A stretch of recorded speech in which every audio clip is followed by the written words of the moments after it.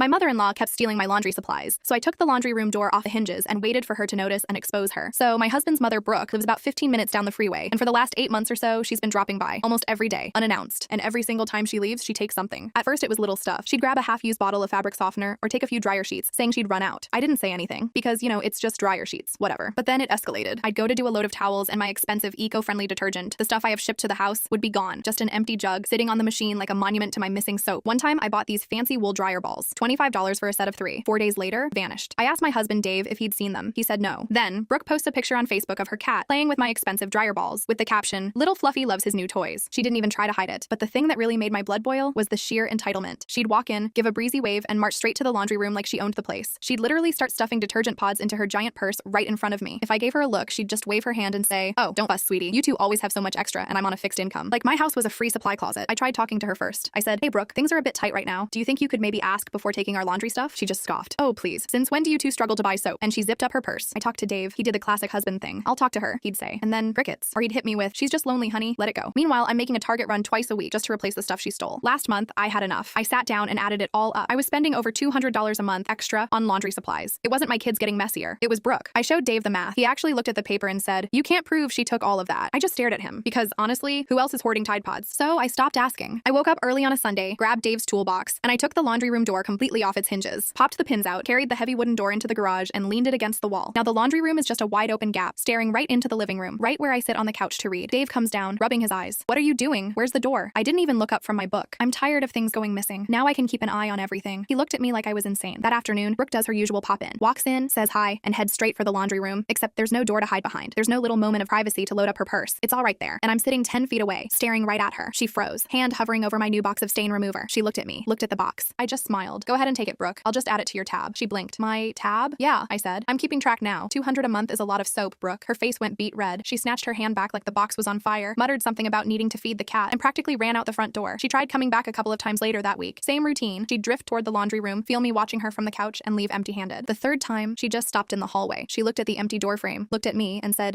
"This is extremely uncomfortable." I just shrugged. "I guess it is, Brooke." And then she left. Dave finally cornered me. "Did you take that door off because of my mom?" "Yep," I said. "And I'll put it right back on the day she starts calling before she comes over and asking before she takes my things." He told me I was being completely unreasonable about a piece of wood. I told him he could put the door back up himself if it bothered him so much. He hasn't touched the door, and Brooke hasn't been over in 2 weeks.